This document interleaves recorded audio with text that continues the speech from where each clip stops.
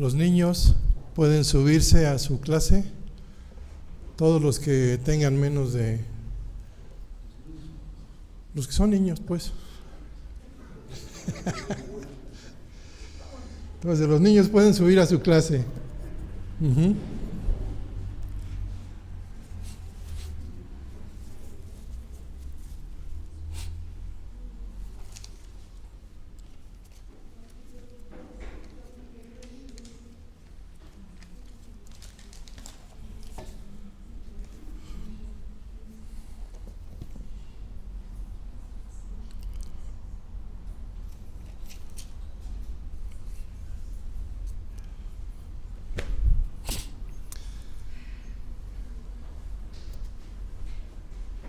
¿Ya subieron? ¿Ya todos? Ya. Bien. Hermanos, pues no cabe duda que cuando uno está estudiando, escudriñando las Escrituras, leyéndolas, se queda uno maravillado, se queda uno con el ojo cuadrado, porque Dios nos enseña tantas cosas y tantas maravillas que ha hecho con nosotros, y dice uno: Señor, ¿por qué nos das tanto? ¿Por qué somos privilegiados y no hicimos nada para ello? Pero el Señor nos da respuesta conforme a lo que vamos a ver ahorita en el tema. Vamos a iniciar con una oración pidiéndole dirección al Señor. Oremos. Santo Padre, pues la gloria y la honra te pertenecen, Padre. Gracias por tu poder, tu magnificencia, tu misericordia, tu gracia y todo lo que haces por nosotros, Padre Santo. Gracias porque estamos aquí reunidos con el propósito de, pues, alabarte, adorarte, Señor, conocer más de ti. Dios, te pedimos por este tiempo para que tú, Dios, quites estorbos, quites todo lo que pueda distraernos, Señor, que nuestros sentidos estén enfocados en lo que vamos a escuchar, lo que tú quieres decirnos, no lo que yo voy a hablar, Señor, no, es lo que tú quieres que sepamos. Ayúdanos a esto, Padre, y Señor, nuevamente gracias por todo. Ponemos este tiempo y el tema en tus manos, Padre, agradeciendo infinitamente todo en el nombre de Cristo Jesús. Amén. Dice la palabra de Dios, Efesios 1, 7 al 10. En quien tenemos redención por su sangre,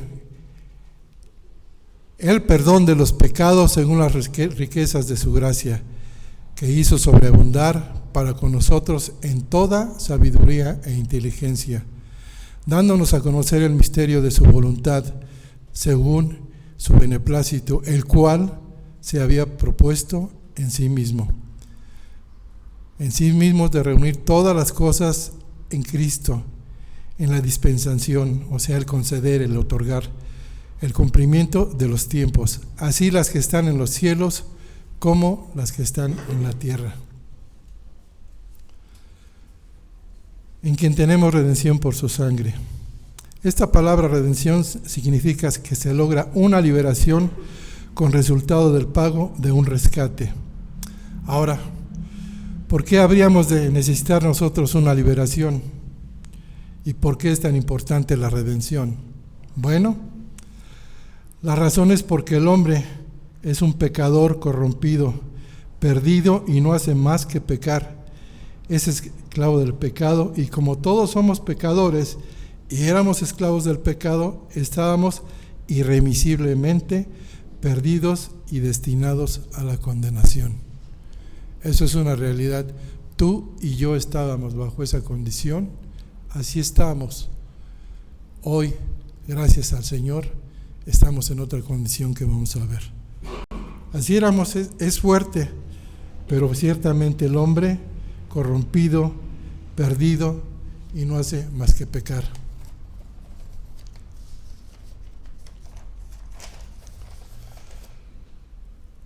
Solamente Cristo podía liberarnos, y por ello estuvo dispuesto a pagar el precio de nuestra redención, o sea, nuestra salvación. No existía otra forma posible para el Señor. Seguramente Él decidió esto así lo hizo. El Señor pudo haber decidido otros planes, otras cosas, pero Él decidió hacerlo de esta manera. Para salvar al pecador, lo hizo solamente por medio del rescate, dando la vida de su Hijo por ello. Ya que la justicia de Dios quedaría castigar el pecado, tenía que ser satisfecho, y el acto realizado por Cristo de forma voluntaria fue un acto mediante el cual Él se sacrificó a sí mismo para llevar nuestros pecados en la cruz del monte del Calvario. Isaías 53:5 dice: Mas Él herido fue por nuestras rebeliones, molido por nuestros pecados, el castigo de nuestra paz fue sobre Él, y por su llaga fuimos nosotros curados. Por tanto, la redención que Cristo hizo por nosotros es algo sumamente maravilloso e implica la emancipación, o sea, la liberación de la maldición, de la culpa, del castigo y del poder del pecado. Juan 8:34 dice: de cierto os digo, que todo aquel que hace pecado, esclavo es del pecado. Primera de Corintios 7:23 dice: por precio fuisteis comprados, no os hagáis esclavos de los hombres. Y el mundo se maneja así, el mundo es esclavo de los hombres, de las cuestiones materiales, esclavos unos de otros. Romanos 7:14: porque sabemos que la ley es espiritual, mas yo soy carnal, vendido al pecado. Esto lo dice Pablo en Romanos 7:14.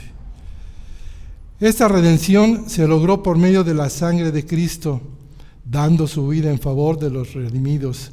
Ciertamente el Señor Jesucristo hizo muchas obras maravillosas, sorprendentes, tales como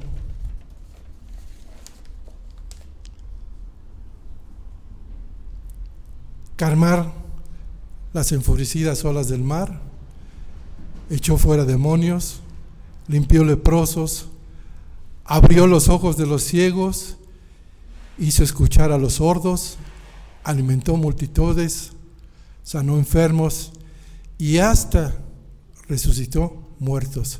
Sin embargo, todo eso no era el objetivo fundamental de su venida.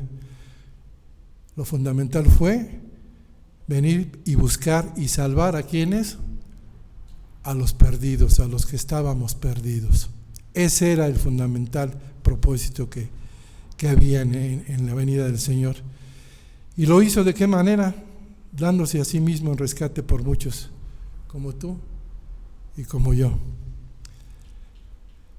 Vimos la semana pasada unos versículos muy bellos que me hicieron reflexionar y me hicieron entender que la misericordia del Señor es infinitamente grande, infinitamente constante.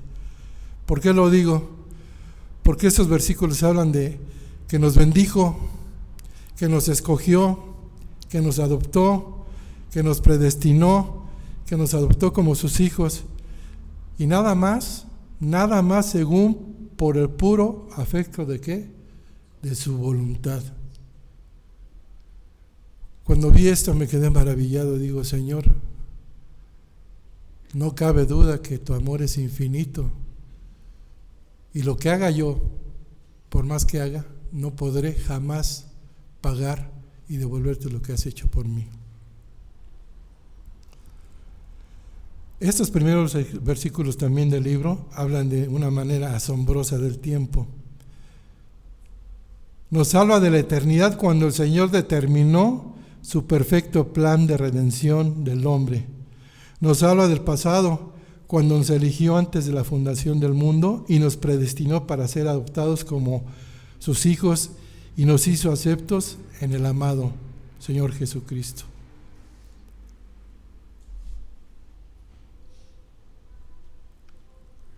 Esto va más allá a veces, o muchas veces, de nuestro entendimiento, ¿no? Difícilmente podríamos entender el concepto real de entender esto, de que Nos escogió desde antes de la fundación del mundo y nos hizo aceptos en el amado. Como ¿por qué tendríamos que tener ese privilegio? Difícilmente lo podemos entender, pero en su infinito amor lo tomamos como tal. La muerte de Cristo en la cruz fue la única forma en que podía realizarse la expiación. Expiación es la eliminación de la culpa o del pecado. Levítico 17:11 y Hebreos 9:22 nos hablan al respecto. Si alguien lo anota, está bien.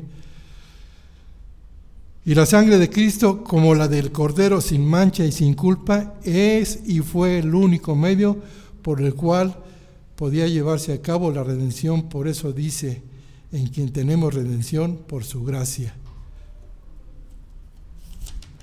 Gloria a Dios por esto. Ahora, esta redención tuvo un resultado. La redención incluye toda buena dádiva que se pueda concebir, toda bendición espiritual en los lugares celestiales. El versículo 3 de este mismo capítulo lo dice. Pero Pablo se enfoca en dos aspectos que son especialmente para él de suma importancia. Uno de ellos es el perdón de los pecados y el otro en toda sabiduría e inteligencia. Perdón. El resultado primordial de la redención para el creyente necesariamente es el perdón.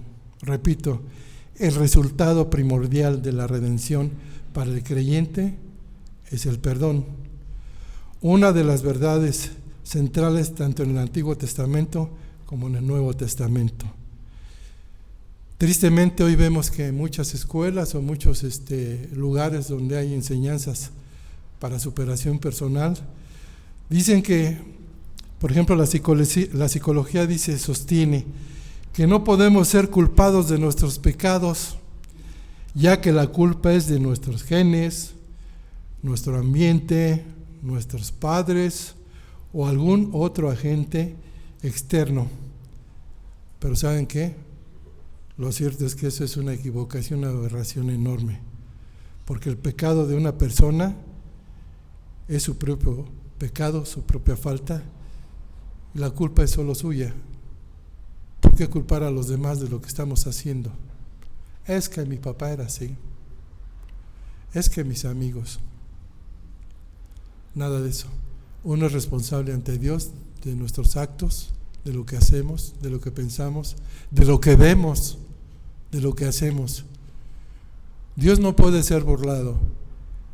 Él sabe todo, Él está al pendiente, Él lo ve todo, se da cuenta. Incluso lo que estamos pensando ahorita, Él está al pendiente.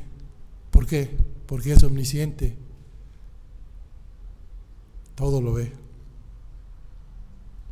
Es triste ver que muchos cristianos se deprimen por sus deficiencias y faltas, pensando y actuando como si Dios aún les estuviera inculpando sus pecados o recordándoselos o diciéndoles, oye, ¿te acuerdas lo que hiciste y demás? Olvidando que debido al hecho de que Dios ha tomado sobre sí todos sus pecados, estos están separados de ellos, de ti, de mí, como dice el Salmo 103:12, cuando está lejos el oriente del occidente, así el Señor dejó los pecados. La promesa de Dios es clara por medio de Isaías 44:22. Yo deshice como una nube tus rebeliones y como niebla tus pecados. Vuélvete a mí, porque yo ¿qué? Te redimí. La palabra de Dios es seria, es verdad, no es mentira, no nos engaña. Él lo dijo. Aún antes que viniera el Mesías y pagara el precio por la redención, Dios habló de ella como un hecho que ya había tenido lugar. Dios, en su infinito amor y misericordia, disolvió nuestros pecados y estos jamás podrán regresar. Para el Israel del Antiguo Testamento, la distancia del oriente y occidente era algo de lo profundo del mar y representaba también la infinidad. El perdón de Dios es infinito porque lleva nuestros pecados a los rincones más alejados que podamos imaginar, que podamos medir. Es una infinidad eterna. ¿Nos hemos puesto a pensar en eso? Yo sí, pero híjole, seguimos pecando. El perdón en Jesucristo es algo inmerecido, pero es gratuito y es completo. Quienes tienen a Cristo tienen también libertad, ya liberados del pecado ahora y por toda la eternidad en Cristo. Nuestros pecados en el pasado, presente y futuro han sido perdonados por su nombre. Repito, en Cristo nuestros pecados en el pasado, presente, futuro han sido perdonados por su nombre. Vuestros pecados han sido perdonados por su nombre. Efesios 4:32. Antes sed benignos unos con otros, misericordiosos, perdonándonos unos a otros, como Dios también os perdonó a vosotros en Cristo. Aquí cuando habla de que han sido perdonados en pasado, presente y futuro, pues podríamos decir, pues ya lo hicimos, ¿no? Pues ya vamos a ser perdonados de forever, de siempre, todo el tiempo. ¿Pero qué creen? No. Hemos sido perdonados para redención, pero seguimos siendo carne, seguimos pecando, seguimos en el día a día haciendo cosas que no le agradan al Señor. Seguimos pecando, por lo cual necesitamos el perdón continuo para nuestra limpieza diaria. Pero no lo necesitamos, ese perdón, para tener una continua redención. ¿Estamos de acuerdo? ¿Cuántas veces nos bañamos a la semana, hermanos? Bueno, cada quien, ¿verdad? Pero pues si no nos bañamos nos sentimos sucios, ¿no? Y tenemos que hacerlo, pues así es nuestra vida diaria, porque pecamos. El Señor, en su infinita misericordia, pues también nos dejó esto de 1 de Juan 1:9, ¿no? Si confesamos nuestros pecados, Él es fiel y justo para perdonar nuestros pecados y limpiarnos ¿de qué? De toda maldad. De otra manera no hubieran dejado este versículo aquí escrito, porque pues ya pecamos pasado, presente y futuro, pues ya no va a pasar nada. Pues no. Aunque seguimos pecando, Jesús es el fiel y justo para perdonar nuestros pecados y limpiarnos de toda maldad. Pero hay consecuencias, hermanos. Cuando pecamos, surgen efectos negativos en nuestra vida, mismos que nos golpean en nuestro gozo, en nuestra paz, en nuestro crecimiento, incluso en el servirle al Señor, en nuestra capacidad que el Señor nos da para tener una comunión íntima y abundante con el Padre. Por ello el creyente está llamado a pedir perdón a diario para que pueda disfrutar no solo del perdón general de la redención, sino el perdón específico para la limpieza diaria, la cual lleva al máximo la comunión y el compañerismo y el provecho espiritual. Inteligencia, definiéndola, dice capacidad de razonar y comprender. Esta viene del Señor. Sabiduría implica el uso correcto de ese conocimiento y aplicación de los principios morales y espirituales. Vamos a sabiduría. El segundo resultado de la redención para el creyente es que recibe de Dios sabiduría e inteligencia. Sofía, en griego, quiere decir sabiduría. Entonces las niñas, las señoritas que se llaman Sofías, pues les podemos dar sabiduría. Hola, sabiduría, en griego quiere decir Sofía. Es una palabra que alude al entendimiento de realidades tales como la vida y la muerte, Dios y el hombre, la justicia y el pecado, el cielo y el infierno, la eternidad y el tiempo. Pablo está hablando de esta sabiduría con respecto a las cosas de nuestro Señor Padre.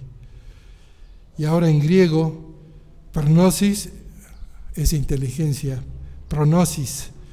Hace énfasis en un entendimiento práctico en la comprensión de las necesidades, problemas y principios propios de la vida diaria, capacidad de razonar y comprender. ¿De quién viene esto? Dice la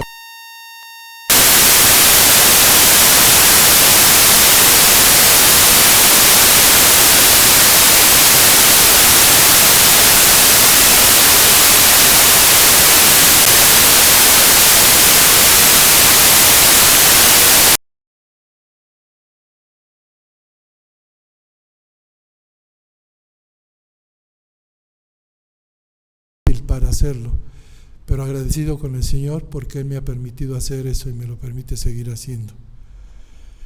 Ahora vemos que Dios no solo perdona y aleja de nosotros el pecado pasado, presente y futuro, que nos corrompe y distorsiona nuestra vida, sino que también nos da todos los recursos suficientes para entenderle y andar en esta vida día tras día de una manera que refleje su voluntad y eso le agrade a nuestro Padre. Él nos da con generosidad todos los medios necesarios para entender su palabra y también para saber cómo obedecerla. Él nos da con generosidad los medios necesarios para entender su palabra y también para saber cómo obedecerla.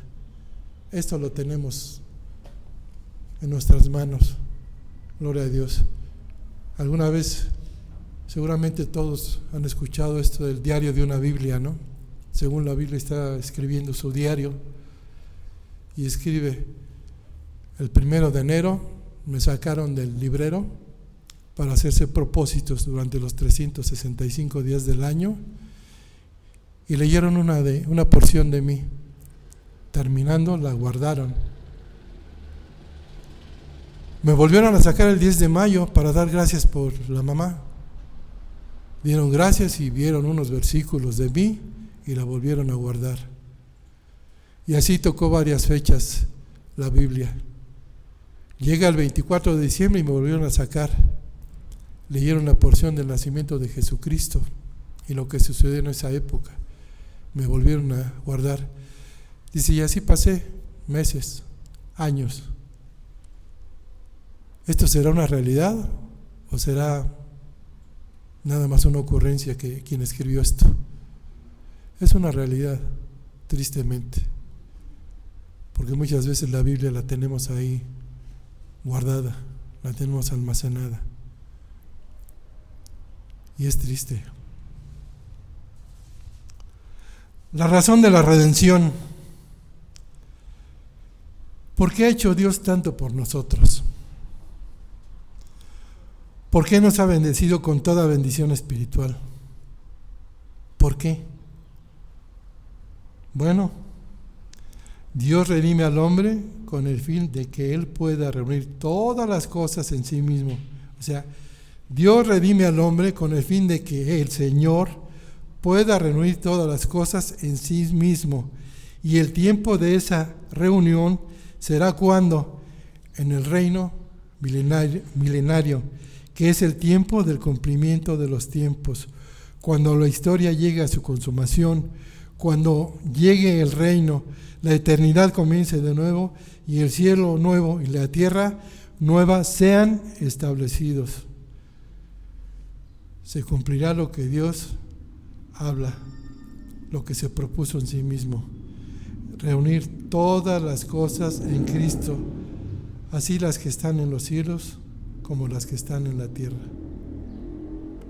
Vemos aquí la infinita misericordia del Señor. Es por su gusto. Redimió al hombre con ese fin, para que Él pueda reunir todas las cosas cuando venga el tiempo del milenio.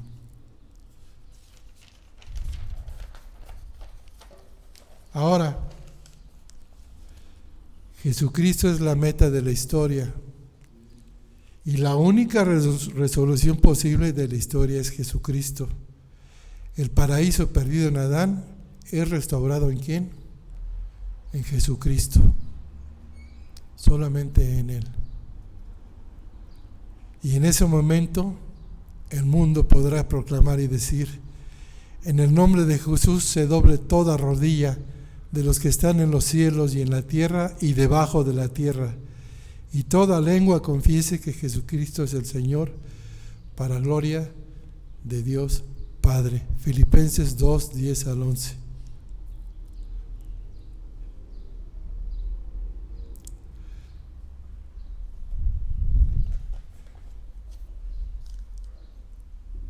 La historia es escrita y dirigida por su Creador, que nos supervisa hasta que llegue el cumplimiento pleno de su propio y último propósito. ¿Cuál es ese último propósito? Reunir todas las cosas en Cristo.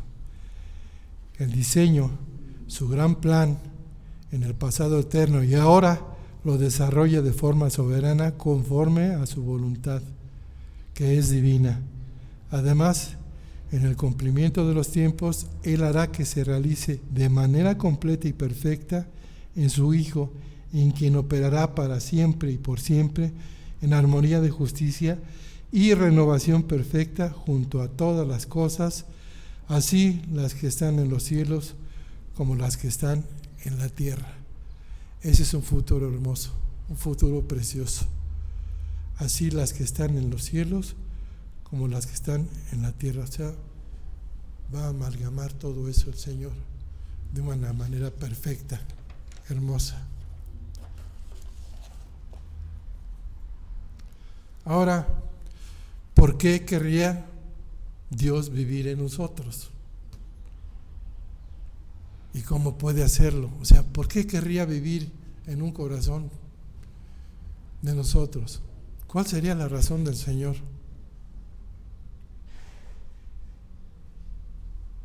¿Y cómo puede hacerlo?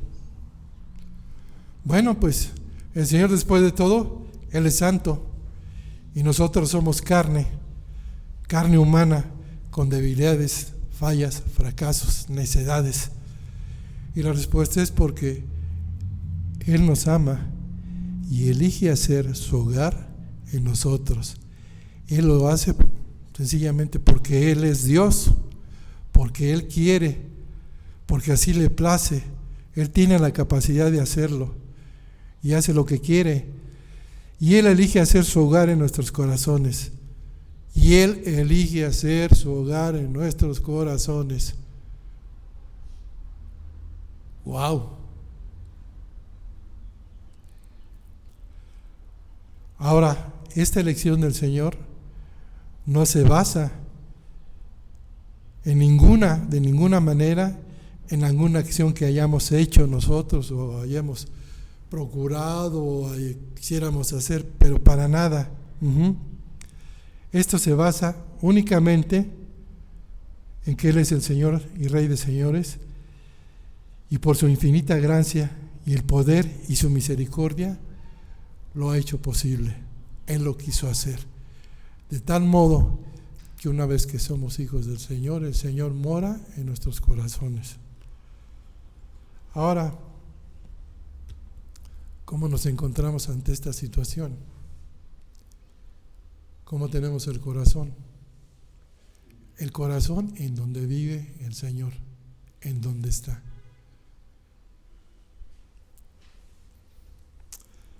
Bueno, lo que hemos visto hoy enfatiza de muchas maneras de que debemos creer en Jesucristo como el Salvador enviado para experimentar intimidad con Él. Creer en Él nos permite oír su voz, recibir su palabra en nuestros corazones y sentir su presencia, además de creer en Jesús como el regalo que Dios envió del cielo para nosotros. Simplemente debemos creer que el sacrificio de Jesús fue por nuestros pecados, que fue suficiente para permitirnos estar en la presencia del Señor. Los que tenemos ya este conocimiento en el Señor, gloria a Dios, pero aquellos que aún no han tomado esa decisión, pues ahorita están escuchando que cuán bello es esto, de tener todos esos privilegios del Señor. Cuando nos convertimos, cuando reconocemos al Señor como Salvador, en automático Dios mora en nuestros corazones. Y ya en esta posición, bajo esta condición, el poder del Espíritu Santo inicia una obra maravillosa dentro de nosotros. Nos empieza a llenar, nos empieza a cambiar nuestro modo de ser, nuestro modo de pensar, nuestro modo de actuar. Haciendo una síntesis de todo esto, vemos que tú y yo somos privilegiados, hermanos, porque sin razón alguna, sin haber hecho absolutamente nada, fuimos elegidos desde antes de la fundación del mundo. No hiciste tú nada para ganarlo, ni yo hice nada para hacerlo. Simple y sencillamente por su infinita gracia y misericordia, Él lo decidió hacer así. Y hoy estamos bajo esta condición porque Él lo quiso. Estamos viviendo eso ahorita, un gran privilegio. Algo hermoso, algo maravilloso, algo bello que nos comunica el Señor. Si vemos esta vez, ahorita Pablo no habló en todo esto que hemos hablado de los versículos, no era de dar consejos de como lo vimos en el libro anterior de Filipenses, que les decía qué hacer, cómo hacerlo, qué hacer, cómo hacerlo, qué hacer, cómo hacerlo. Ahorita nos está mencionando las maravillosas y hermosas cosas que tenemos hoy como cristianos. ¿No lo creen así? ¿No lo ven así? Difícil de entender, pero es la palabra de Dios y es cierta, es verdad, es realidad. Tú y yo vamos a tener un encuentro con el Señor Jesucristo el día de mañana y le vamos a ver, y gloria a Dios por eso. Por último, como dijera Pablo en muchos de sus versículos, así pues, ya ve que decía así pues, ahora qué, de modo que estemos seguros, asegurémonos que Dios se sienta como en casa en nuestros corazones. Hagamos que el Señor se sienta cómodo en nuestros corazones. No le fallemos. No le fallemos al Señor porque Él se merece todo. Gloria a Dios por esto. ¿Oramos? Señor, muchas gracias porque tu fidelidad es inagotable y tu misericordia es renovada cada día con amor y bondad en cada uno de tus hijos. Ayúdanos a confiar en ti en todo el camino, Señor. Quita de nosotros todo sentimiento que no te honre. Enséñanos a perdonar y amar como tú nos has dado el ejemplo, de modo que podamos vivir cada día en tu santa presencia. Gracias por todo, Padre Santo. En el nombre de Cristo Jesús. Amén.